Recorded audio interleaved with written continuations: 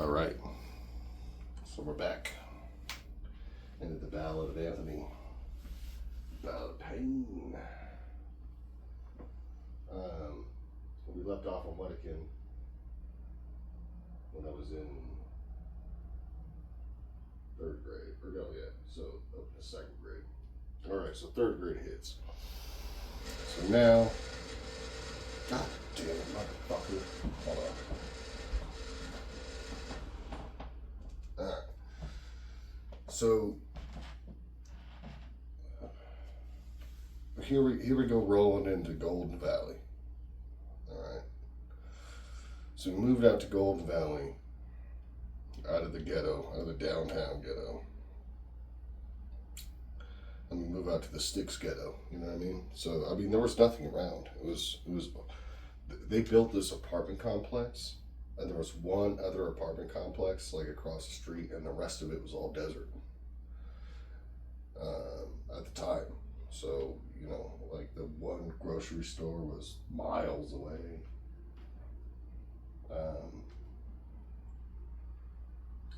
And then I had to go to school out there with a whole different kind of group of people.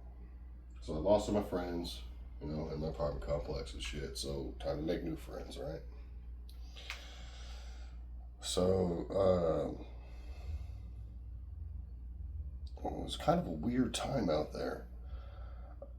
We met these black kids that also lived in the apartment. I think their name was like fucking Dale and Ale or something like that. I don't know. Either way, their names rhymed.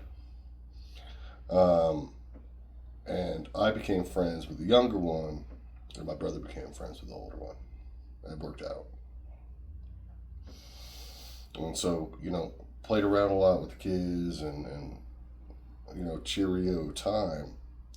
And then when we went to school, I only went to school there for half a year. So I was there probably a year because we moved there at the beginning of the summertime. You know what I mean? So I was there for probably about a year. But then I ended up changing schools. But when I was there, you know, if I can meet you ever, when you're 6 or whatever I was then, 8, you know, any person that you meet, your best fucking friend. So we'd all hang out and play basketball. That was a big thing there too. And my brother broke both of his hips. That shit was wild. I watched him fall down the hill, broke his hip. Had to put 2 pins in it. My brother ran away from home at the time. And then our cat ran away. I mean, a lot of people were just running away. It was like a prison break, I guess. Yeah, cat ran away. Cat was gone. Dude, that Maine Coon was gone for like 2 months. In the desert. Definitely thought it was dead. And then one morning I woke up and it was just like at the window. I was like, holy shit, Cookie. Yeah, the cat lived. Don't know how. And then when my brother was working out there, because my brother was old enough to have a job at the time. So my brother got a job at Champs. And he was working at Champs and fucking R. Kelly came in and bought like a bunch of kids all these shoes and shit. And then he was like talking to my brother. And then he ended up coming to the apartment complex and we played basketball with him. With R. Kelly. He didn't pee on us. We weren't old enough or young enough, I don't know. But either way, no pee, just basketball. It was fucking cool. Yeah, that was just like a little jump of an experience there, just moving there. And then, man, of course, I still had to have one embarrassing memory that just haunts me, which was, because remember, this was out in the middle of the desert. You know, the only other black people were the black kids that we hung out with, right? And so not a lot of diversity at the school. There was a girl. Her name was Diamond. I know it sounds like a stripper, but her name was Diamond, and I was super into her. And I was talking to her all the time, and my brother and his friends were like, fucking, because my mom was on call. My mom was actually on call then, so my mom was like not around that much. And, like she would have to leave in the middle of the night all the time and shit. So my brother and his friends, I remember they I think he had a party maybe, and everyone came over and then they were like, "Oh yeah, you like this girl Diamond? You like this girl Diamond?" And they're like, "Ah, stop being a pussy, fucking talk to her." And so I called her, and now I know a lot of you aren't gonna fucking get this that are younger. But you used to have to call somebody, you had to call their house phone. So, you know what I mean? You had to call their house phone at 6 o'clock at night when they're eating dinner and shit. Dad's picking up. "What's up? Hey man, can I talk to your daughter? Who the fuck are you?" Kind of shit, you know? So it was already a tough barrier there. And I get her on the phone. And I remember I had her on speakerphone in front of like all my brother's older friends. And they're like, "Yeah, just stop being a pussy. Just fucking, ask her out or tell her you like her," kind of shit, right? And so I did. Ugh, I did. I was like, "Hey, I really like you, and would love you to be my girlfriend, or whatever it was back then." And she was just like, "You know," and everyone laughed at the party. It was rough. That was fucking heartbreaking. Um, I don't think I ever talked to her again. To be honest with you. And god damn, that sucked. So that's when I'm glad that I moved to another school, because I mean, after you take that fucking turd to the mouth, I can't come back from it. You know what I mean? And so we ended up, like I said, not a lot happened there. Besides, my brother breaking his hips and playing basketball with R. Kelly and getting fucking shut down by a girl over the phone in front of fucking adults. You know what I mean? Like, I guess it is a lot. So then after that, so halfway through third grade is when we moved back to the city. But we were a little offset, so we were actually more in the suburb kind of thing. And that's when I started going to Sarah Winnemucca. So it was a little more, high end school, and I mean, still white as shit. And that's like when I went there, I was probably one of 3 black kids that went to the school. You know what I mean? So when I got there, halfway through third grade, is when I met, my friends that some of them still have to this day. We went on our journey after that, which was, going. So from this school now. So now I'm 8 or 9 now. Boom. Now we're in Winnemucca. Okay, so I'm in halfway third grade, so now we're going on to fourth grade. So fourth grade now, I'm starting to make closer friends, because we're a little more independent now. And these are friends that, we don't live in the same apartment. Well, some of them did. Same apartment complex. But some of them had, because a lot of these kids have fucking houses and shit. And I would skip around a lot because, people started clicking up over these schools already. And I kind of just hung out with everybody. And I remember they called me Afro Thunder, because that fucking basketball game came out, because I had an afro at the time. And that basketball game came out, I think it was called like Street Hoops or something like that. And the favorite character was Afro Thunder, tall ass dude that could dunk on everybody.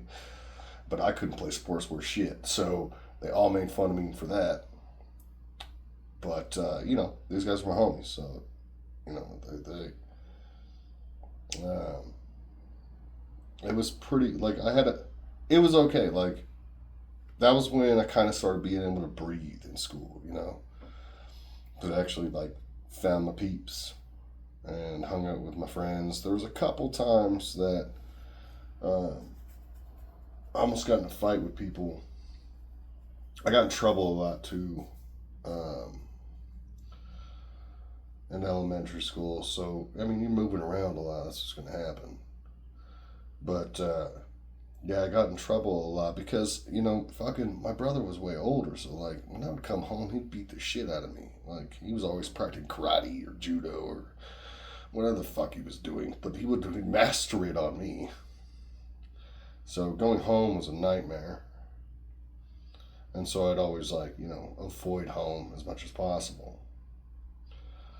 When I remember this one kid, he looked like Butterbean. He was this big fat white dude.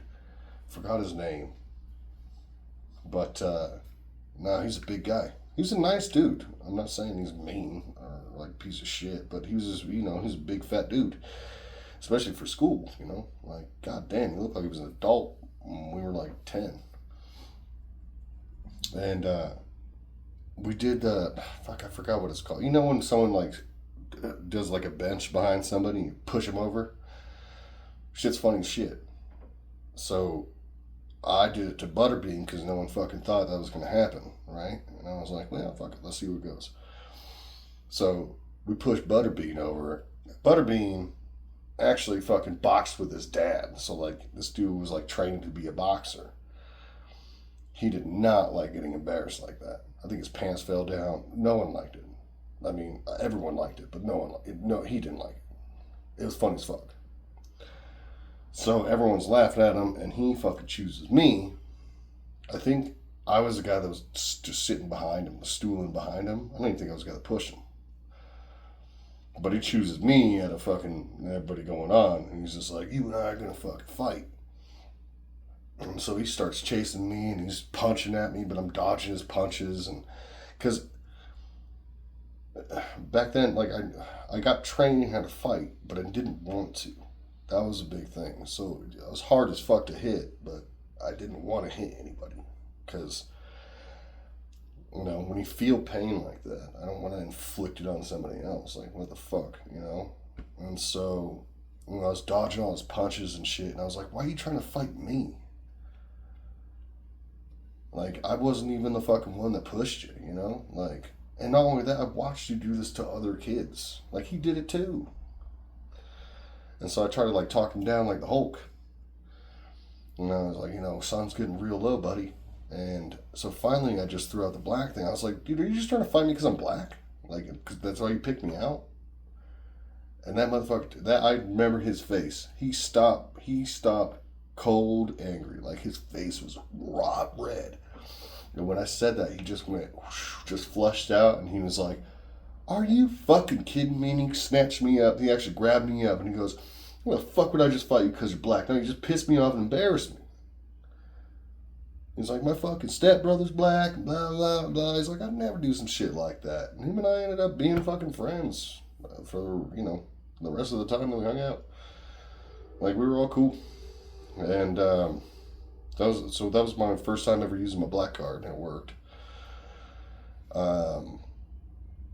Most of the time with the black card thing, it was usually in the opposite direction. It was usually because you're black, you can't see my daughter. Because you're black, I don't like him hanging out with my son. Because, you know what I'm saying? Like, but that was one of the moments where it was, good to be black.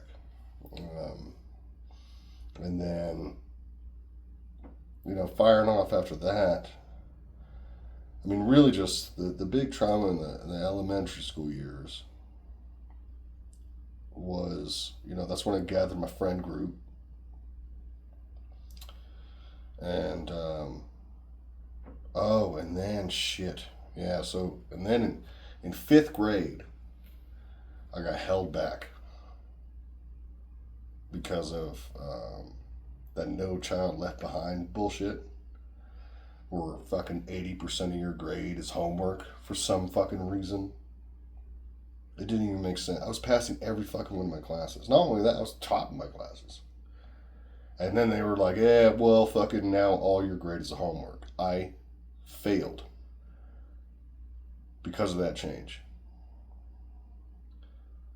I got held back in fifth grade, which was devastating. You know, all my fucking friends that I cultivated for 2 years. Now, 2 years when you're fucking 10 years old is, you know, a great portion of your life.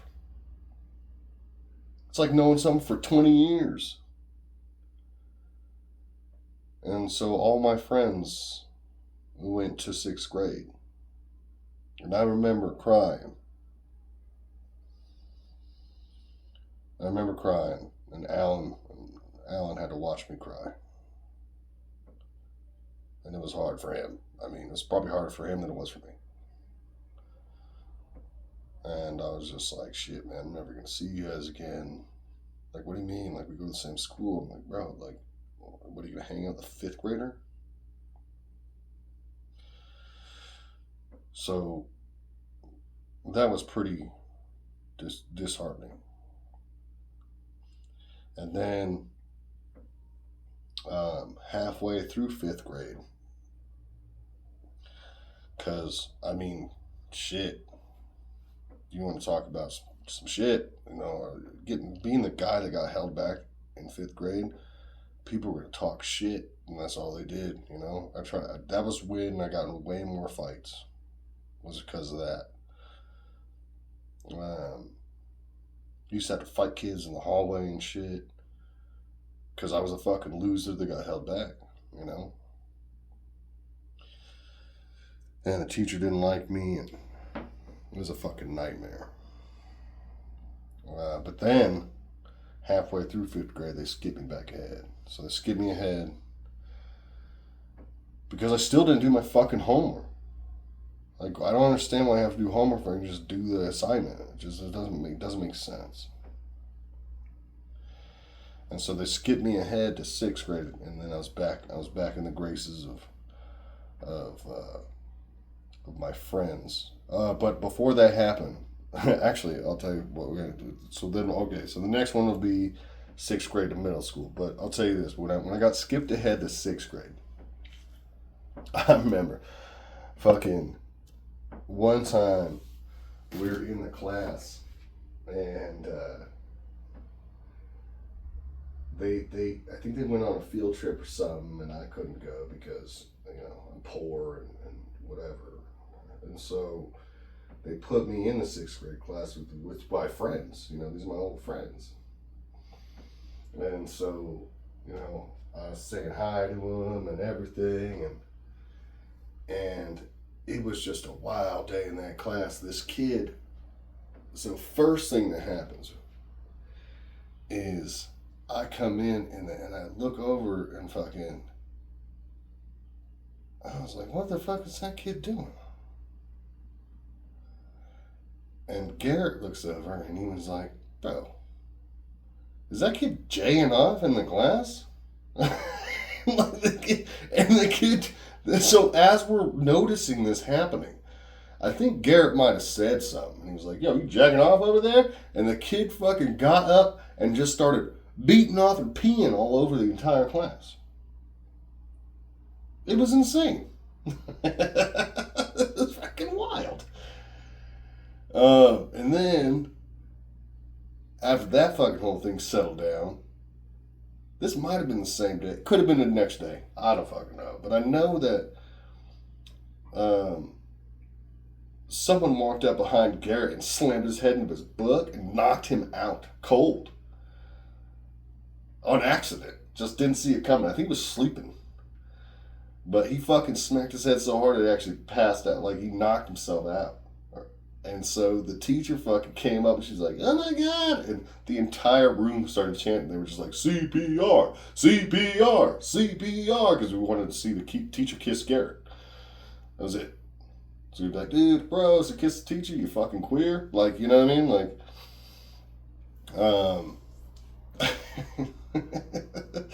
and then what happened there, that the last thing I remember of that was I've always been allergic to one very specific thing. And I didn't actually know how allergic I was. I just knew I was allergic. And I'm actually deathly allergic to one thing, and it's guinea pigs. So it's not, I mean, not any other rodent. Not ferrets, not hamsters, just guinea pigs. So someone brought a guinea pig into class, and I was like, fuck yeah. Like, I'm not going to go to school. Like, I was like, cool, I'm just going to fucking, now I get to go home sick, right? I was like, all right. So they were passing it around, everyone was touching it. I picked that motherfucker up and rubbed it on my face. When I rubbed it on my face, that was the last thing I remember. I woke up in the hospital 3 days later. Yeah, almost fucking killed me. I think my brother actually had to illegally drive a car down there to come grab me and take me to the hospital because they weren't I was getting into anaphylactic shock.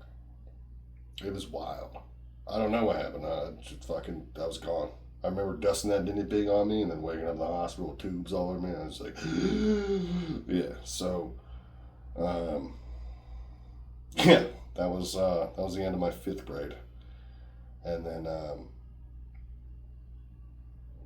6th grade. Dude, this is shit. My mom. There was this girl that I liked, and I was such a fucking dork. I did some gay shit. I rarely ever talked to this girl. I just fucking I just knew I was in love. Can't even remember her name now. She ended up moving. Uh, but before she moved, I was just so scared to talk to her. She gave me butterflies every time I looked at her. And so I stole my mom's old engagement ring that someone gave her. I stole that. I put it in an envelope with a love letter and left it on her desk the day before she moved. And yeah, it was wildly embarrassing. Luckily, none of my friends got a hold of that letter. But yeah, that's something I haven't told like anybody. That was just super gay. Oh man, I was a dork. All right, well, next one we'll fucking see. They start getting happier a little bit. Next one we'll finish up with the end of 6th grade, and then uh, we'll head into middle school. Thanks for listening.